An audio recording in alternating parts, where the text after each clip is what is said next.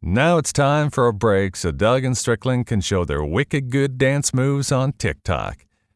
You just can't unsee that once it's happened. Yeah, watching that aquarium show, that's exactly where I got the idea. I'm watching this terrible, obviously scripted shit that's called a reality show. And I'm like, our everyday happenings at the agency are way more entertaining than this. Nobody puts baby in the corner. Okay, it's that line that everyone remembers from Dirty Dancing. And what the heck is that all about? What's so bad about sitting in the corner? I mean, I kind of like it. I mean, it looked like it was a pretty good view of the stage from the corner, so I don't know what baby's complaining about. Personally, I like sitting in the corner when I go out. You're totally not in the way of the wait staff, and it can be kind of cozy also. So what's Johnny's problem with her sitting in the fucking corner?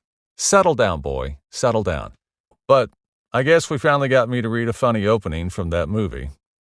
I really needed to get that one out. Feel much better. Most days, they take their meds. This is not one of those days. Welcome to Fuckery with the Nice Guys. No interviews, no business content. Just your two favorite slack-jawed mouth breathers ranting about whatever. Now, strap yourselves in for Nice Guys Fuckery with the kings of fuckery, Doug Sandler and Strickland Bonner. I wouldn't necessarily say I have a drinking problem.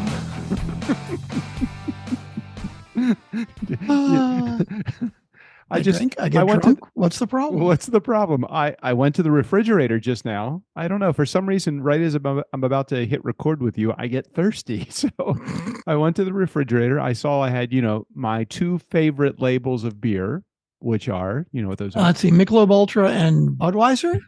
Exactly. I had my two favorites. And then I had my standby, which is my California Classic, the 805 beer. And of course, I did not realize I had one more Budweiser here in the fridge. So I went for the Budweiser. Does that make me totally classless? Totally classic, I would say. that's you. Classic Doug Sandler. Yeah. Whenever I drink a Budweiser, it just takes me right back to 1983 in college. Sophomore year of college. I never even tried beer until my freshman year of college. Really? Really. Interesting. I never tried it. Was not a drinking fan. Nobody in my family drank. I'm trying to make up for lost time for the last 40 years. Well, there you go. Yeah.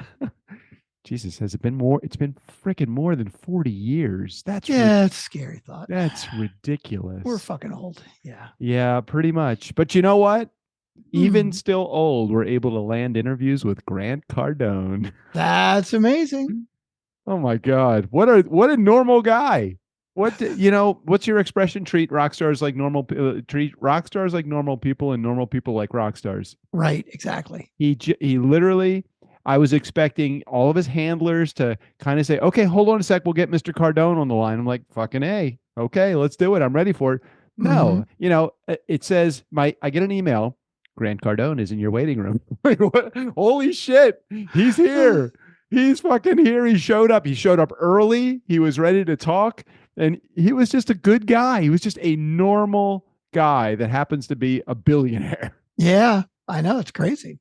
I guess is that partly what, you have these guys, like I'm sure like Musk is, I know he's probably the wealthiest guy in the gazillion years, whatever. But I don't see approaching Elon Musk like a normal guy in any, because if you do, he probably, I feel like he would feel like he's entitled to better treatment. Interesting thought. I don't know. That is a very good question. I wouldn't doubt that. Yes, I think there are guys out there who are very rich and are rock stars and enjoy being treated like rock stars. Yeah. Well, that was totally not Grant Cardone. Salt of the earth kind of guy. It's been through his share. I mean, we don't have the same politics, which you kind of hear in the episode, but I don't push back. I didn't want to irritate the guy. His team said, we've got 10 minutes to do the interview the day before. It said, you have 10 minutes from whatever, 1:30 until 1:40 basically was the time. So I allowed an hour on the schedule just in case he was late or whatever. Mhm. And then he gets there. It was just him. And I said, before we got started, I said, I think we have about 10 minutes. And he's like, no, I got time. I got nowhere to be. I have nowhere to be. So, we sat back, had a real good conversation. The first 15 or 20 minutes was just about shooting the shit and how his rise to fame and fortune. And then we talked about my dad's family business, and he had some really nice things to say about my dad, which was kind of cool. And then we got into the California 10X, which was great. That's where the politics thing came in. So if you're not leaning into the red, then you may not like what he has to say. And of course, I look at it, I don't know about you, but I feel like I'm socially a Democrat, financially a Republican. I really do, because I mean I don't know that I have whatever. It's so the Republican the Democratic world is so fucked up right now, but so's the Republican world. Yeah, Anyhow. yeah, it's messed up now. And where was he when you were speaking to him? Oh, so yeah, that's another thing. He was in Las Vegas, and he was sitting in his what appeared to be just like a normal room in the Wynn Hotel. Now, a normal room is still $500 a night at Wynn, Yeah. but I don't.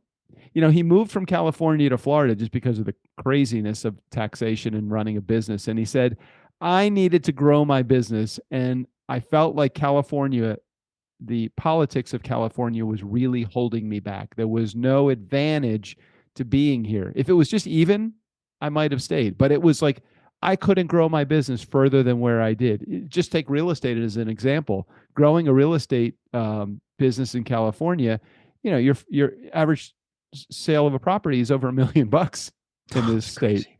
He's like, I can buy 10 properties in Florida for what I can buy one property in California. He said, I just went where I felt like I was able to expand my business.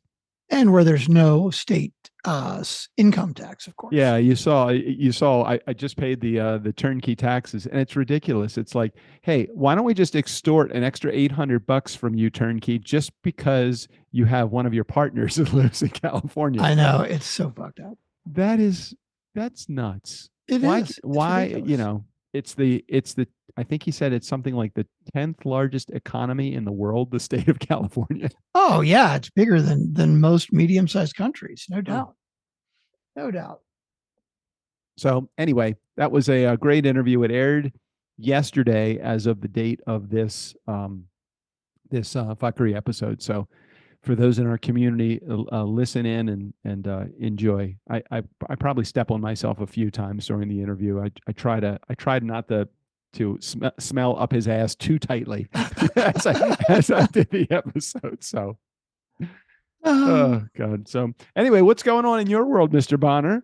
Oh, nothing, man, nothing. Welcome back. My name's Strickland Bonner. On the other side of the microphone, Mr. Doug Sandler. I'm just tired. I'm like, I feel this is a time to make the donuts day. Is this I'm like, is your attitude a little bit laissez-faire today? Are you okay mentally? Are you mentally fit to do this, or do we need to bring in like the reserves? yeah, you're right. I could use a pinch hitter today in a big way, but we only have one voicemail, so I can't even let that take the brunt of the. I'm just, you ever have one of those days where it's like you just don't feel productive, like you're doing stuff, but nothing's working, and it's like you're trying things, and it's like it's just not happening. It's like fuck. It's just one of those days. Well, I don't know how much of that is turnkey related and how much of that is social solutions related, but I can tell you, not for me, although I'm in a different financial position than I was, 10 years ago when my DJ business was doing, $250,000 in business, and I also had turnkey income. But at the same time, it's like, you know what? I really, at my age, I kind of enjoy not having that extra thing in my life. I try my hardest to be able to take as much of my Mondays and Fridays away from anything. I usually get pulled in, but I don't schedule, or most of the time I don't schedule appointments on Mondays and Fridays. And it's really been good, but I hear you, the problems or the concerns or the support that needs to be handled on Mondays and Fridays, it happens. So it's like, okay, well, I guess I'm doing a little work today, but at least no scheduled appointments that day. And it's got to be that much more challenging for you because you have a full-time gig as well. Yeah, just been one of those weird days. And like, yeah, turnkey too. It's like I'm seeing all these emails coming in, and I'm like, I don't have time for all this shit right now. Well, you know what? That is the benefit of having a really good team. There are certain things that I know that are only, Strickland things to do, but hopefully none of those are super, super urgent. Mhm. I did go down an interesting sleuthing path today. So we had a client that shared with me a typo, and I'm like, I don't know where the typo is coming from. It's not coming from the hosting source. I don't know where it is. Where is the typo? And I discovered that the typo, it was in their tags. So they have different tags. I'm looking through all of their episodes, the most recent 10 episodes, thinking, where are these tags screwed up? Where is it messed up? And after further discovery, it was on Listen Notes. If you guys know what I think you know what Listen Notes are, but if you don't, in our community, it's the place where all of the stats and figures are kept for most podcasts, so the public can see how well your podcast is doing as it compared to other podcasts. And the typo was in Listen Notes, and I'm like, So how did that happen? Somebody wrote a description I don't in know. Listen Notes? Somebody that must have gotten in there just copied and pasted from our hosting source over to Listen Notes. And you know how sometimes you put characters like the ampersand? The ampersand sand is not a recognized character on some platforms. No. So it comes out as ampersand AND. Okay. And so so I had to change an ampersand to AND as opposed. So I don't know. Oh yeah, because whenever I post the Friday fuckery, it's D ampersand S. That's Right. like our thing. Right. Yeah.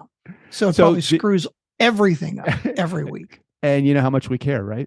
Exactly. Not much at all. Zero fucks. Mm-hmm. Zero fucks. When you have 10 years of podcasting behind you and 1,600 basically episodes that are underneath you, it's like, you know what? Fuck the kids. I remember you did an interview with Tim and Michelle from 500 by Midnight, the podcast. I don't even remember that. I did an interview with them. Tim Dresden. And this was when we were around, I don't know, 400 or 500 episodes, right? And they had been doing their podcast for a lot longer, and they were at like 700 episodes. And I was like, oh, someday we'll catch up to you guys, right? I heard that their anniversary, 20-year anniversary of podcasting is in February. Wow. Which is interesting because our 10-year anniversary of podcasting is in February. But now we have way more episodes than they do because we started doing 4 or 5 days a week and 2 days a week. And so now we're at 1,500 and they're at like 800 or something. Okay. So, we're now, as of the airing of this, it's going to be February 7th. We've put exactly zero effort into deciding what we're doing. Now, look, anytime after we're 10 years, we can always just call it the 10-year anniversary show. True. Had you stopped putting in the bonus episodes, the countdown from 10, or did you continue doing that? Oh, God, yeah, I forgot about that completely. And what did I say was going to be number one? The first episode? Because I feel like I've posted that as a bonus before. I think you have too. Yeah. Why don't you? When's the last time you posted the National Parks episode? You recall any episodes? Like, can you remember any ones that stand out? Some of my favorites are like you doing the meditation. Oh yeah, I like the meditation episode. Hang on, now I got to look it up. National Parks. I'm going to search it on our website. By the way, if you go to niceguysonbusiness.com, you can find any episode you want. You just look up, there's a little search box and you just search for a number. But I don't think that even our website goes back to episode 1, does it? Good question. I don't think it does. Let me take a look at that. I don't think our and the other thing is the audio is still fucked up on some of those earlier episodes too. Yeah, I've got Nicole is actually looking into that because there's a weird. Some of them still have Libsyn tags, and a few had a pod chaser tag or something. I don't know. Okay, I'm doing a search on episode 1. Oh, so you reposted episode 1 on June 18th, 2017. Oh, okay. So it's been a long time since I posted it. So, well, that's when it at least comes up on our on the search. If I go, and I'm trying to see if there's any some of your titles, DNS, same shit, different episode. And then that would be our show note writer, not me. Oh, Justin. But I got to play. I'm going to play it now. I know what I'm going to do for an Easter egg today. What are you doing? Do you remember when Jared recorded a song that was like, I think so, Real Men of Genius, but it was for our show note writer? Yes. Yeah, I got to put that on as a. So you did post. Okay, so you posted as episode 1565 on December 27th, going back to episode 4. I think the idea was the next bonus was going to be episode 3, 2, and 1. You kind of forgot though. I kind of forgot. That's what happened. You forgot. It is funny though, if I search for national parks. Yeah. So the national park episode is actually 175. Right. And the title is Sunny Lake, Nice Girls, National Parks, Doug's Gas, Strickland's Lack Thereof, and Driving Around Monsanto. It's a great title. That is a great title. It's fucking long, but I'll tell you, you had every keyword slugged in there. You know, you might get, what's it called? Keyword stuffing. That's one of the things. You did. Oh, but wait a minute. But this. Now, it says featured episode. This is a repost of episode 172, including the now infamous Shrink the National Parks rant. So maybe it was actually 172, not 175. I don't fucking know. So you did then, after you did the classic rewind of episode 1 in 2017, I think the next week you did another classic rewind of episode 2. So all I had to do is type in episode 2. I'm going to type in episode 3. Let's see when if you did that. And then October 29th, 2017, you did the Nice Guys episode 3. So you got a lot of goodies in there, but you know what? You don't really even need to post episode 1 again. Why don't you? Right. I agree, because you just search it in the Nice Guys on Business website. You know, unless we just want a cheap way to get some additional downloads. We don't need that. Although this is a great title. This was episode 1197. Right. DNS, even more random than usual, and the national parks. But the show notes. Yeah. You must have played the National Parks episode as a very long Easter egg at the tail end of that episode. Boy, that'd be weird. I don't know. But the show notes say, so I've heard the boys do some random shit before, but this is way out there. They made absolutely no sense whatsoever today, unless you're on shrooms, which I am. That's how I know it was so random, because it actually made sense to me. You see, there's a reason we pay that show note writer the big bucks. That is big dollars. That's entertaining. That is a lot of entertainment right there. So the bonus is, if we post an episode, all of like the audio, just throw that away. Just go to the show notes. Just go read the show notes. Go right to the show notes. It's usually shorter and a lot easier to get through an episode of the Nice Guys. 100%. You did play a bonus of episode 4 in 2024. And you also played a bonus of episode 5 in August of 2024.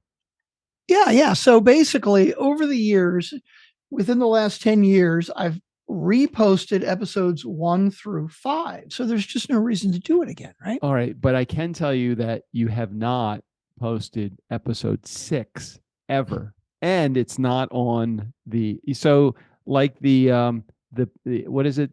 Pokemon Go, catch them all. Catch them all. Or the one that you can't catch is episode 6, because it is nowhere. I don't even know where do you have all? Do you have them in some secret cave somewhere? Where? Yeah, somewhere. I got to look for them again. I don't even remember where. I think it's in my OneNote. Actually, it's in Microsoft. It's in the cloud. It's in the cloud. But yeah, I have to search for it on my cloud account to find them, because I do have like a whole folder that's got hundreds and hundreds of back episodes. So yeah.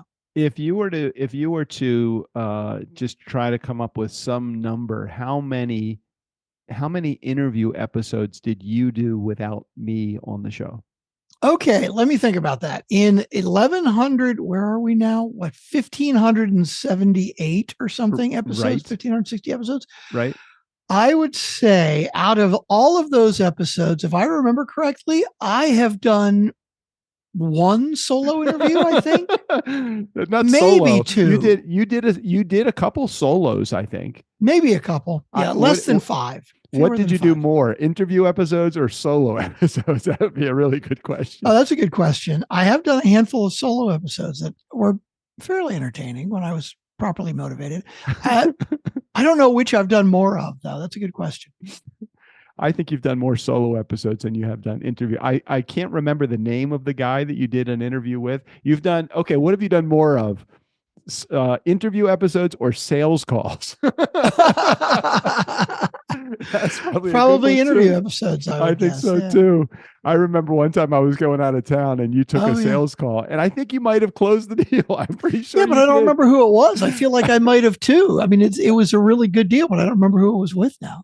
Well, all I can tell you is this has been a banner month for new business coming in the door for Turnkey. We deserve some time off. I'm closing my prospect list for a short period of time to give our team a chance to catch up.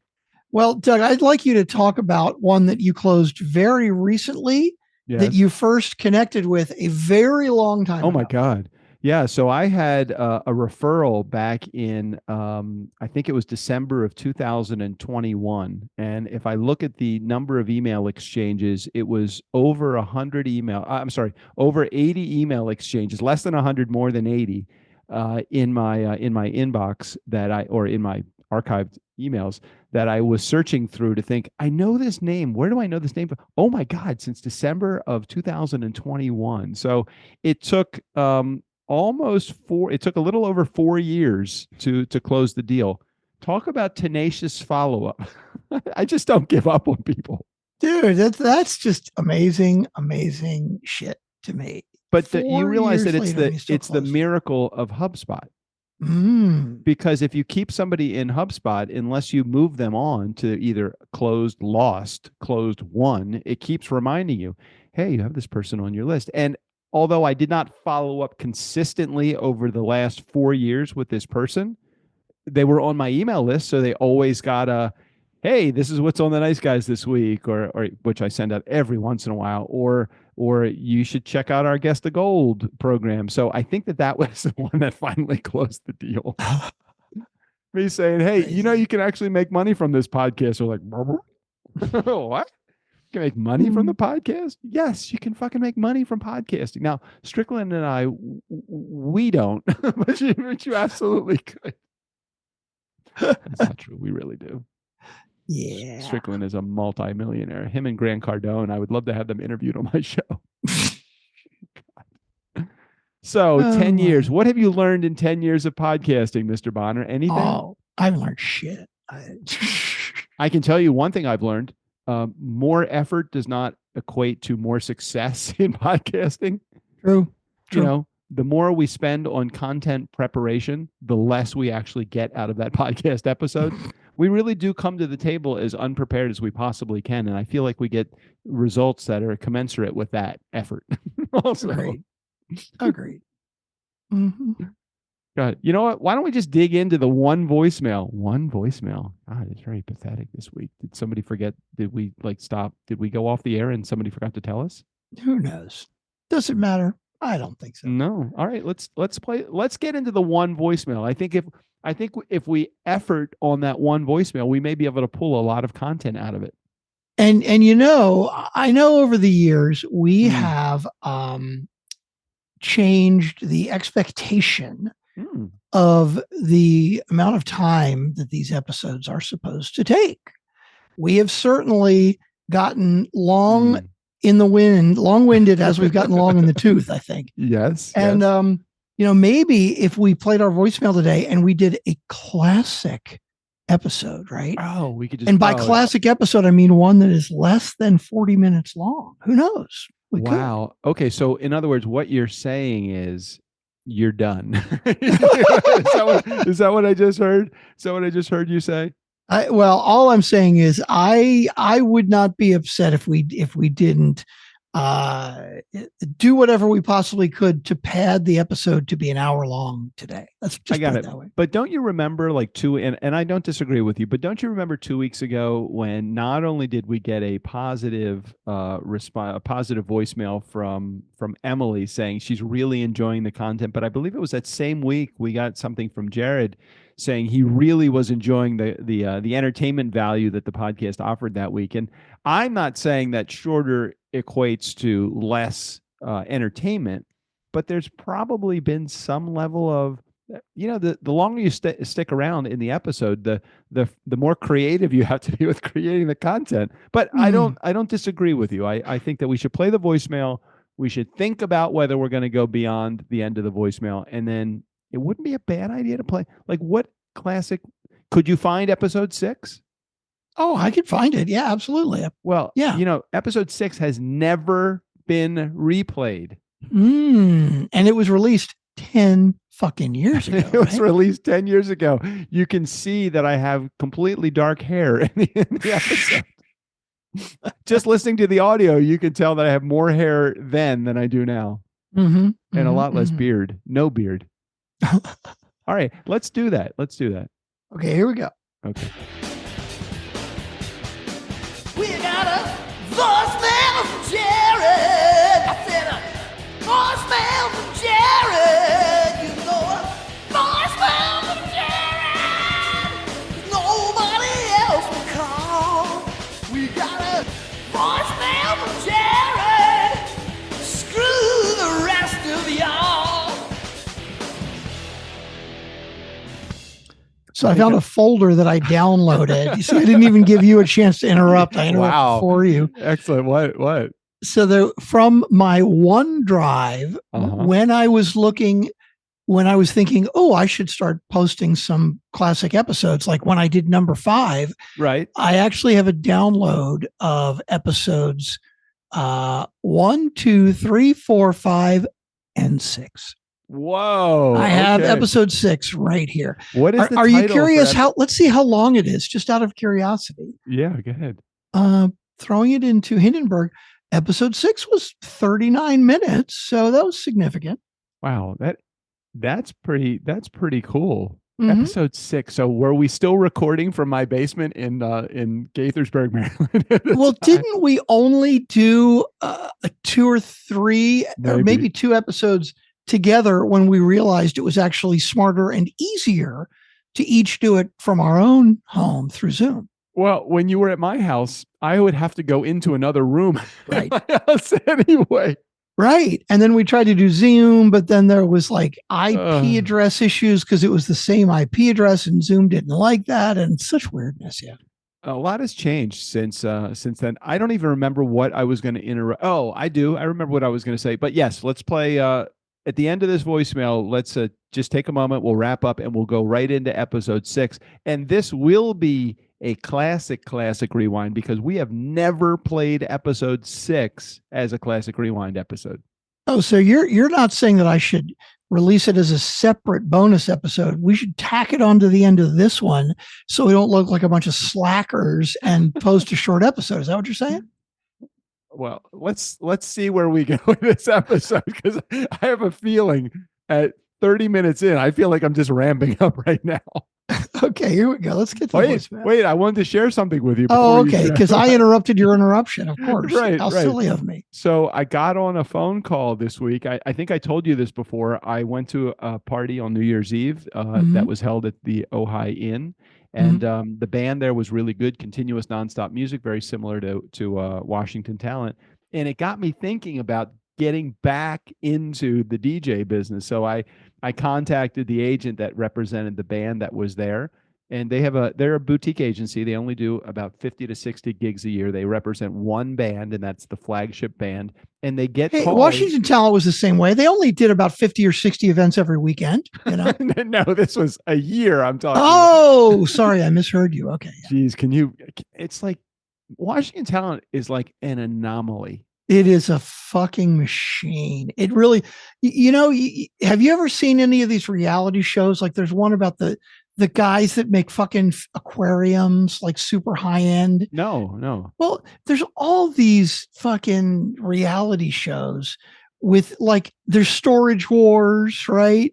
But there was one, Yeah, I mean, it's probably 10 years ago now or something, but where it was these guys in Vegas and they would make super high end custom aquariums, Okay. right? And so, and you probably watched the what was Duff's show from Baltimore, the cake show? Cake Boss.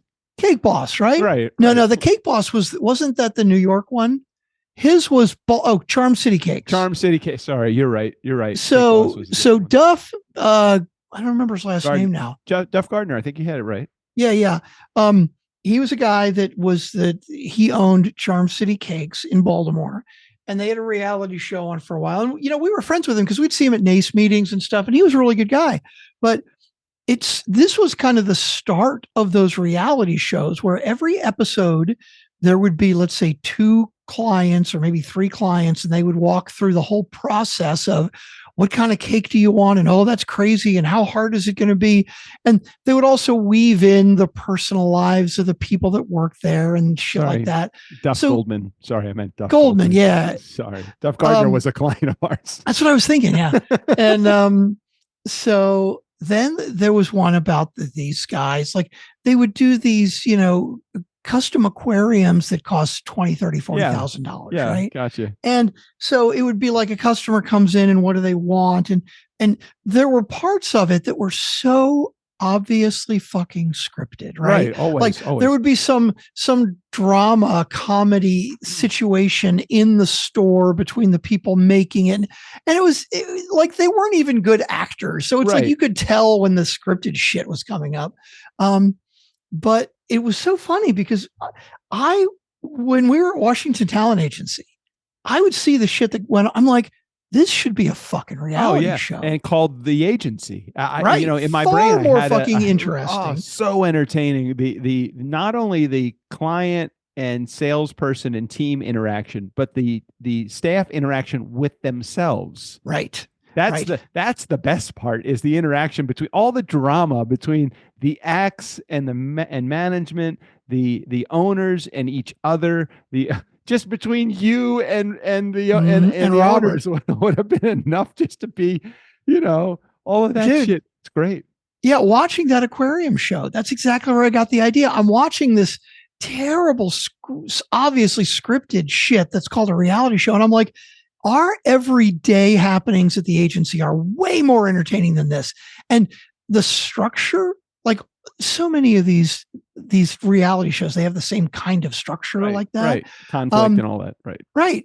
But where they will pick like 2 or 3 specific transactions, whether it's selling a house or making a cake or making an aquarium, right? Like we could pick a weekend and have 2 or 3 events that we followed over the course of the weekend.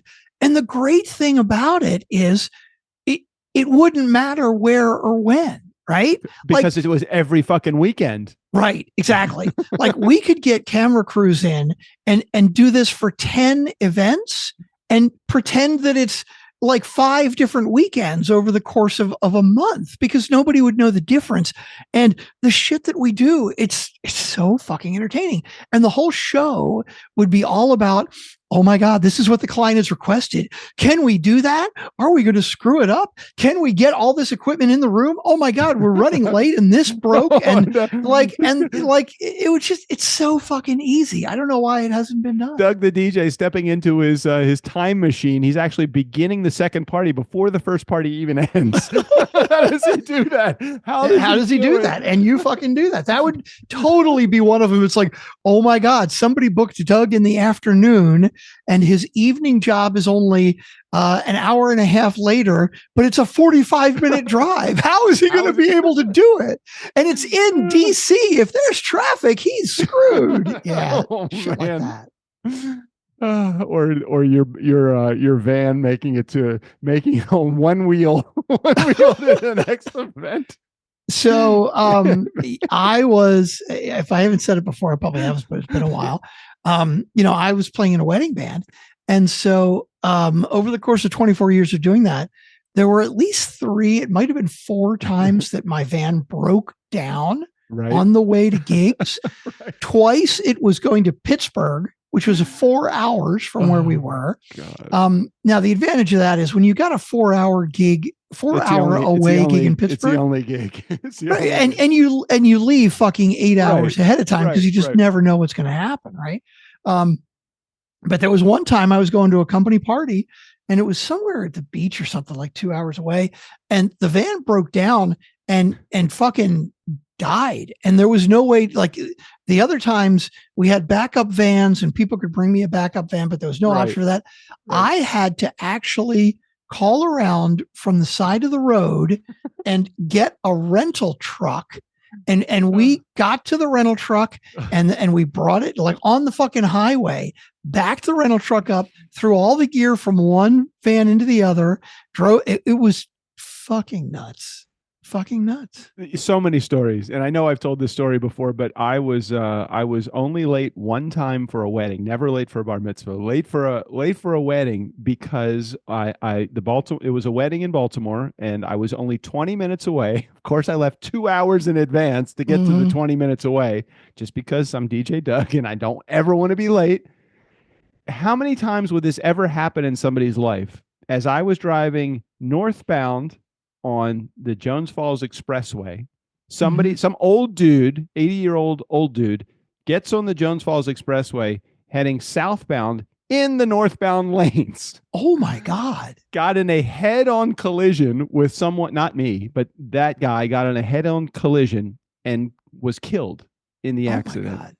I was the first car behind those cars. So now all the emergency vehicles are piling up. I can't back up to get to the exit, which is probably a mile behind me. And I'm calling the bride. I'm calling the party planner. God. I'm calling Mike. I said, Mike, get your equipment there, because I drove separately from Mike, my tech. I said, Mike, go back to your house, go get the equipment. I have the equipment in my van, but you have to get yours. Get there. He got there, set it up, played what he wasn't late for the cocktail hour. And I fucking got a complaint on Monday morning from the client that said that I was late for the event. I'm like, are you fucking kidding me? I said, Mike, you got to make the announcement. If I was there for the announcements, the intro of the bride and groom, I think it would have all gone under the radar screen. Yeah. But Mike, who has no microphone experience or didn't at that point, he had to do the announcements, and they got mad. And I'm like, I will send you the headlines. It's like, hey, that's Doug's car that's in the picture, the one that's right behind the guy that got killed. It's just so everybody knows. Crazy. Shit like that. Okay, so I cut you off. You spoke to the agency about. So I spoke to the agency, and I didn't realize that they weren't like a man. Like, I think everybody's like Washington talent. I didn't realize. Right. I had to pause for thinking about this. Okay, they do. 50 and by the way, events a year. when I say Washington Talent does 50 events a weekend, seriously, that is a low fucking number. I mean, that is no exaggeration. This agency, I think it was 6,000 contracts, and I don't remember, but I mean, it was between 50 and 100 events every single weekend between bands and DJs and photographers and videographers and fucking, novelty acts, acts. And I mean, our DJ business was doing between, I think, 500 and 600 events a year. It's crazy. So yes, I don't think you're off at all. I think 50 events in a weekend is a small amount. Anyway, they do about 50 of Bonnie Foster Productions, which is the company that I contacted here in California. They do about 50 events a year, and they don't have any DJ presence because they haven't found a guy that they trust. Okay, I just went to search this, and in the 5 seconds that I picked the browser up, I forgot Bonnie what Productions? Bonnie Foster Productions. Foster. Okay. So they represent their band, BFP. I think. Okay, so but it sounds like then that do they represent anybody else, or is it just their? I think that they have a bunch of players, and those players come together forming the band from week in and week out. I don't think that they have more than one band that they represent.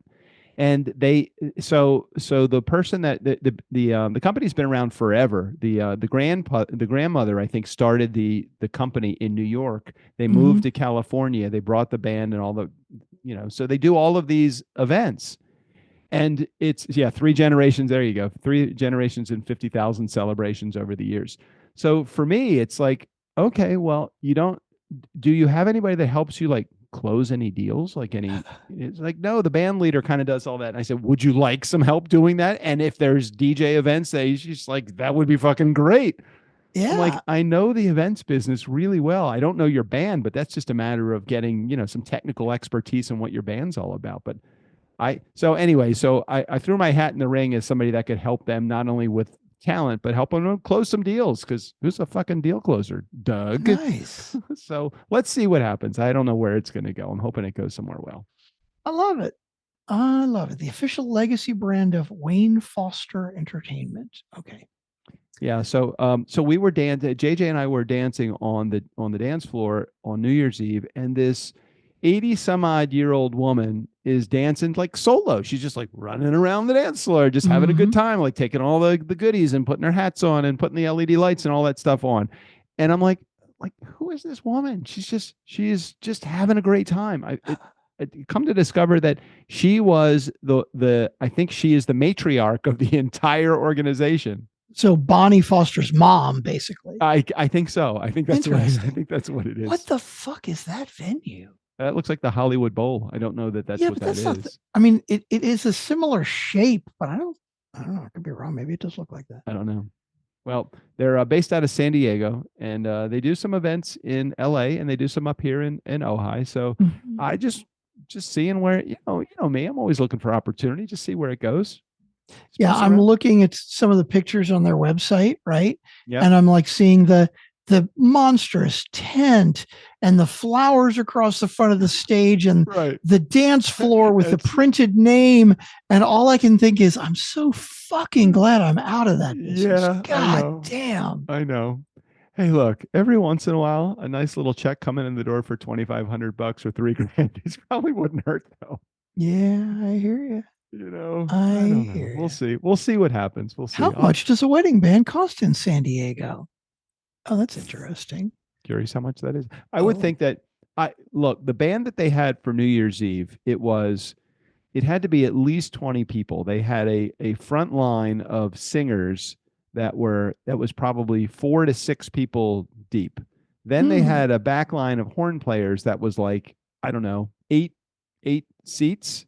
And all of the backup play, they had the guitar play, and all of this was just like Washington Town, just continuous nonstop music. They were really impressed by my experience and my knowledge about like how the band business works. I'm like, well, I wasn't just a fucking DJ.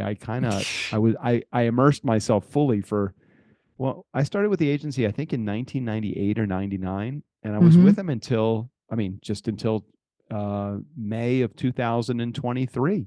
So over 20 years. I was in black tie for 24 years. God. Yeah. Don't they, like realtors, don't they pay a commission? Like if you were an agent, you would probably get a percentage. Well, right. I said I'd work out a deal with you. I mean, help you close deals. Look, if you have calls that are coming in that aren't being answered and you need help putting these together, I said, okay, I can do that from my house here in Ojai. I'm happy to do it. I know I can speak the wedding lingo. I have no problem talking to irate and emotional brides and the mothers of brides and grooms to make something happen for you. If you want relief from your every day so that you can just do your gig, let me help you close some deals. I'd be happy to do that. As long as I don't have to do any outbound research or prospecting. If she goes, no, we have plenty of calls coming in. That's crazy. Yeah. And I'm just thinking about the cost of a 15 piece band, for a wedding. Yeah. Like I know what we charged for our 8 or 10 piece bands at Washington Talent. And so more pieces in San Diego has got to be a lot more. And so of course the percentage of commission would be a lot more. What would you say? I would be putting them in the price tag of 15 to 20 grand. What would you say? I would guess. Yeah. I'd be very surprised. Even as a small version, let's say they go out as small as an 8 piece, I would guess they're at least 10 grand, if not more. I think so. I think the same thing. And in California as well. Right. Exactly. Exactly. Okay. All right. Did Are we play ready for that this voicemail Did we finally? play that voicemail yet? No, we still Finally didn't do getting that. to it. Here we go. Fucking, we're never gonna get. Strickland, JD. Ah, Hey, you guys JD. are talking about pellet smokers and how they're new. I know you're away from social media, but there's plenty of resources out there. I was just going to give you a tip or help you out. If you got temperature fluctuations, look into putting some fire bricks at the bottom of that. I don't know what brand you got, but that helped with mine. I used to do the old school stick burn, up all night cooking a brisket. And yeah, I mean, those pellet grills, I mean, you just basically set it, forget it. You know, I got the Bluetooth on mine to where it'll let me know the temperature of the meat, the temperature of the pit, you know, stuff if I need to load more pellets. Really nice, really convenient. Pork is pretty easy to work with. The briskets, they could be a little rough, take a little bit of time. But all right, well, I hope you have fun. Love the show. Have a great day. JD, listen to that. He's bringing back because I wanted to ask you, you did your burgers. We talked about that last week. Yeah. We're going to cook a brisket over the weekend for guests or something? Yeah. So I did 2 cooks since my burgers. I did a brisket, and then I did the next day. I said, I bought this pork shoulder also. I'll make some pork barbecue. See what that's all about. The brisket, just like JD said, the brisket was a little challenging. It was challenging because you have different size. The meat tapers down, so you have a large piece in the middle, and it tapers down to a small like wing. I don't know what they call it officially, but that's the part that you have to be very careful about because you don't want to overcook it. And a brisket should be cooked to about somewhere between 200 and 205. So the question then is, when you do that, right? You get to the point where the thin part is cooked. You can't just slice it off and stop cooking it and keep cooking the rest, right? It doesn't work that way? I guess you could, but there's a bunch of different things that you can do in the cook process. Like you can take it off of the smoker, wrap it in butcher paper, put it back on the smoker again, and that way the moisture is maintained inside the brisket. You just have to be careful that you're not undercooking one part and overcooking the other, like you said. But if you wrap it properly, you retain the moisture. I let it stay on a little too long because I let it stay on until it got to almost 200. And by the time we were ready to serve it for dinner, because it was resting, it increases 5 to 10 degrees more. So 210 is not, it will give you a much tougher or a drier piece of meat. So my lesson learned there is probably take it off at 190 and let it get up to 200. So lesson learned, it was still good. It just wasn't perfect. The next day, oh my God, I made a pork shoulder. It was a 5.5 pound pork shoulder. I cooked it at 200 and I started at 225 degrees. You have to get it up to about 200 to 203 degrees when you take it off. So your oven, your smoker temperature is almost the same as your pork. It took 12 hours to cook it. But fuck, it was and you're supposed to cook it that slow. You can cook it that slow. It's totally fine. The slower you cook it, the tender. And if you wrap it properly halfway through the cook at around 160, if you wrap it in butcher paper, it will absolutely maintain that great moisture content in there. And if you've done it right, meaning have a really good like dry rub on it, and you're not stingy with your dry rub, you really thicken the dry rub on it. When you take that thing off, it's so good. It was JJ went out. She came back. The brisket was. The pork was ready at 12:30. We were eating pork barbecue in our kitchen. It was 12:30 a.m. It was so good. Oh, after midnight. That's after funny. Midnight. Oh my God, it was so fucking good. I can't wait to do that again. So far, the hamburgers were really good, but the pork was exceptional. I love it. Now I got a reason. I'm getting hungry. Now I got a reason to come out. Do we know, did JD ever say what area he lives in? I don't remember. Like what part of the country? I think he did. I just don't remember. Sorry, JD. But it sounds like he's got a lot of experience with this stuff. So he could probably give you some more tips. I would love more barbecue tips. The fire brick thing, it's probably a great idea. I have a pellet smoker. It's Grilla Grills brand.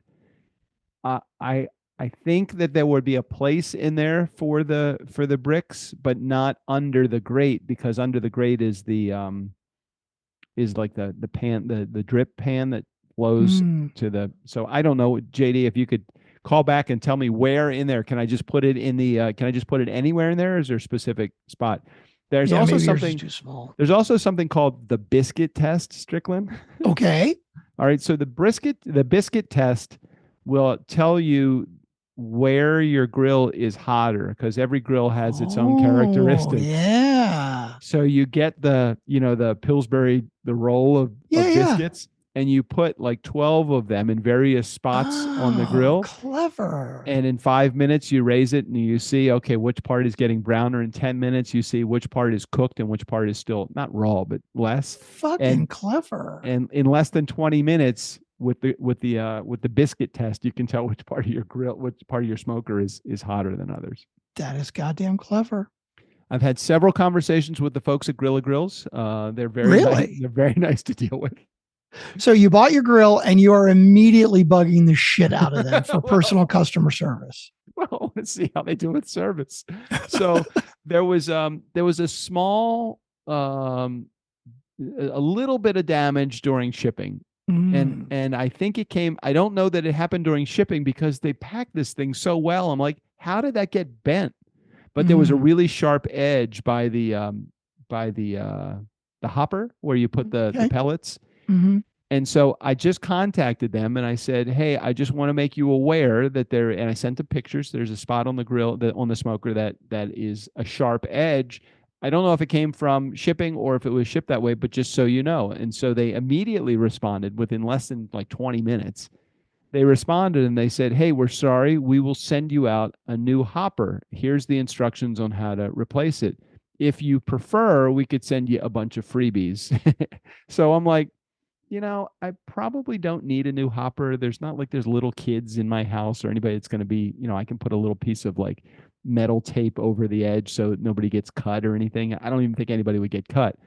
So they're going to send I was waiting for the answer of, okay, you got a hammer? All right, you got to take that hammer, give it a good whack right there. All right. If it's still sharp, give it another good whack. That should fix it right up. Thank you for calling Grilla Grills. That's right. Didn't get that. So you opted for the freebies. Opted for the freebies. I'm waiting for them to arrive. I just said, they just said, what would you like? Because they say, go to our accessory page and just give us a list of stuff that you want. Pick some shit. That's nice. So I picked some pellets. I want another meat probe so that I can, because they only sent one and I'm just concerned it's just this little like wire that could get damaged. So yeah, you need I said, I don't have any gloves. I don't have like the extra rack. I mean, some other stuff. I'm like, okay, maybe some of this other stuff. So I just sent them a list of a whole bunch of things. Sure. So I don't know what they're going to send to me, but I'm excited to see what I get in the mail. That's cool. But you said you've been on a couple times with them. You had to call them back again. Well, this whole process just takes a few times because they wanted to see pictures just so they can see what the damage was. So, but each time they've been really good with responding and just getting it. It kind of helps me understand. We talk about this all the time with Turnkey. It's like, what is our competitive advantage? And when you say, well, we really care about people and really care about support, it's like, yeah, is that. Do we feel like that's our competitive advantage, but doesn't everybody feel like they give good service? No, I don't agree with that. I think there are lots of places that think of customer service as a burden, that it's like, this business would be so much better if it weren't for the fucking customers. Right. And that's not us at all. You should stop talking about Tom that way. We have a couple of service providers. One shall be nameless, Tom. And it's just like, fuck, like what's the deal here? Why can't you just be, have you sensed any uptick in level of service that we have gotten from their company? Actually, to be straight with you, the last couple of months, I've had very little opportunity to reach out to them because I don't need much. Okay. But there have been 2 or 3 transactions over the last 2 or 3 months. They've been very responsive. They've gotten back to me quickly. There was one where he said, you know what? I don't know the answer. I'm going to check with my programmer, like my dev guy, about this to look into the code. Right. And typically when I get that answer from him, that means I will never fucking hear about it again. It wasn't that important, so I didn't really care. But like Right. 5 days later, he was like, sorry it took so long, but I did hear back from my guy, and this is what he said. I'm like, this is super cool. He's gotten much better. I stand corrected, and I apologize, because I can tell you a year ago that was not the experience. Not at all. Not even a little. Okay, well, that's good to know. I don't know that we deal with that many vendors as a company. Like everything that we deal with, it's like HubSpot. Like, no, I don't ever have to contact HubSpot for anything. Right. Active Campaign, never have to deal with them. I mean, Monday.com, it just works. It just works. Right. And when you do contact Monday.com, I think they get back to you fairly quickly, don't they? They do. Yeah. Yeah. So it's like, I don't know. My Zoom isn't broken. I don't think I have any problem here. It's like every service that we have, I really feel like, and this is, again, compliments to you, Strickland, for putting this all together, but I feel like the relationships that we have, we picked a vendor that I don't think that we probably could have project management software that's less expensive than the one that we have, but to what sacrifice? Like, I don't want to have to. Do you ever want to deal with like, we have probably 100 people, maybe even more, that are in Monday.com, right? Yeah, it's amazing. And I think we pay close to $2,000 a year for Monday.com, which is a significant amount of money for a relatively small company. But it just fucking works, and it works great. I couldn't imagine, like, I've used Basecamp and Trello, and they're shit. They are just terrible compared to Monday. But think about it also, as it relates to Mondays specifically, think about all the things that we actually don't use Monday for that we could and probably have an even better experience with them. Well, we've started with some of that. What was I going to say? Oh, our guest placement. We've started doing a lot more guest placement for our clients. Right. And, we really were just doing like spreadsheet stuff before. And now we've integrated that into Monday.com, and that's going very well. Seems to be pretty easy. Yeah. Now, if we could just figure out how to get hotel rooms and rental cars through them too, that'd be really good. Is that the vendor that we probably spend the most amount of dollars on through the course of the year? Outside of our accounting. Oh yeah, that's right. I forgot about. Oh, there's another one there for you. Yeah. Well, you know what? They've learned their lesson, though. I think. I do believe so too. I think they've gotten much better. Yes. I think that they have been. They brought more people on their team. I think they're a little bit more responsive, and you're right. I didn't even think about that. We spend 10 times what we spend on Monday with our accountant, but that's okay. Again, I think it is money well invested if we're getting the results that we want.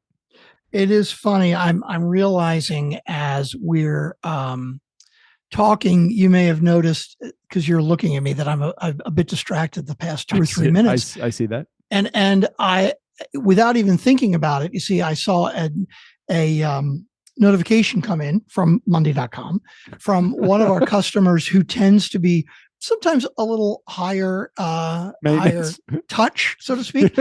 And so as I'm doing I'm reading it and I'm replying back, and I'm realizing that we are living what we're talking right now. Like, I'm distracted because I'm taking care of our customers immediately. I will not make them wait 5 minutes until after this episode is done. I want to reply now. I believe that you have attended several sessions of the Doug Sandler School of Customer Service. I have, and I have learned a lot. Yes, I've learned a lot. And you asked me earlier, what have I learned in 10 years of podcasting? I've learned fucking customer service like nobody's business. It is the best when you can have a client that is just so happy with you because your competitive advantage. I talked to Jim Hardwick, who has a show called, it just launched this week, by the way, Nice Guy Community, Magnificent Significance. It's a mouthful, but it's a really interesting podcast. Talk about a guy that's got a servant heart. Jim Hardwick from Magnificent Significance. I got on a call with him. We were doing some strategy building, and he said, "Hey, before we get into strategy, I just want to let you know something, and you to understand it. There's a lot of people that say things because they want to make a sale, Mhm. And then there's a lot of people that say things that, yes, they want to make a sale, but they actually will do what they say. I haven't met one person at your company, Doug, that has promised me something that hasn't delivered on the promise that they said. And you just don't get that in today's world. I love that. And I really love that. And then then you have the clients that are really high maintenance. They're demanding, but we still deliver. You might not hear quite those words from them. Thanks for delivering. You Mhm. continue to do that, but you're doing everything. And I can only imagine, when somebody leaves you, it hurts a little bit because you feel like, did they leave us because of service? They leave us for something else. And then you think, wherever they go, they're not going to have it as good as they have it right now. Never. They just don't realize it, but they Yeah. never come back. They never come back. That's okay. Very rarely do they come back. All right. Well, Strickland, we did it. We took a 10-minute episode and we ran it into the ground for 60 minutes. For 60 minutes. We did it. We sure All did right, it. Let's. So that means I don't need to post episode 6 at the tail end of this. I should do it as a separate bonus episode. Yeah, because then you would add 40 minutes onto this plus whatever Easter eggs you're going to use, and it would be almost an hour and 45 minutes. That's way too long. So let's just let's play the bonus episode the same week, just kind of like we ran the Grant Cardone episode as our bonus this week. We'll run episode 6 in another week as the bonus. Sounds like a plan. Okay, let's head out of here. Any final words before we wrap? I don't think so. I'm going to go get some brisket or something. I'm hungry now. You're hungry now. All right, Steve O'Brien, go ahead and take us out of here. For the Nice Guys on Business, I'm Steve O'Brien. I would have gotten away with the 2 if it weren't for you meddling kids.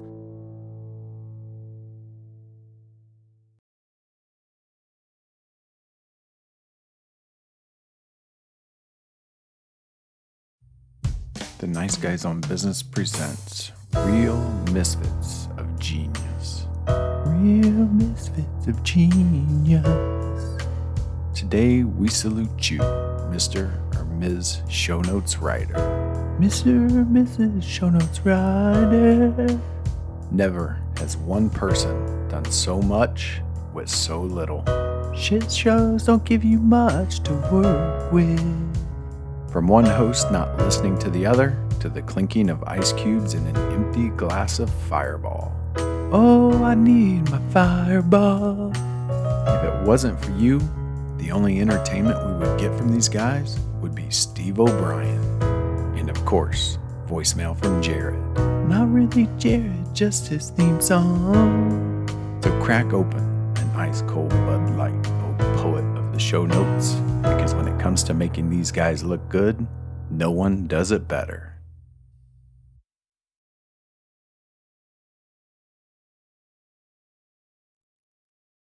Okay, Flaming Dragon, fuckface. First, take a big step back and literally fuck your own face! I don't know what kind of pan-Pacific bullshit power play you're trying to pull here, but Asia Jack is my territory. So whatever you're thinking, you better think again. Otherwise, I'm going to have to head down there and I will rain an ungodly fucking firestorm on you. You're going to have to call the fucking United Nations and get a fucking binding resolution to keep me from fucking destroying you. I am talking scorched earth, motherfucker. I will massacre you. I will fuck you up. Can you find out who that was? That was Doug Sandler and Strickland Bonner, the Nice Guys on Business. Okay.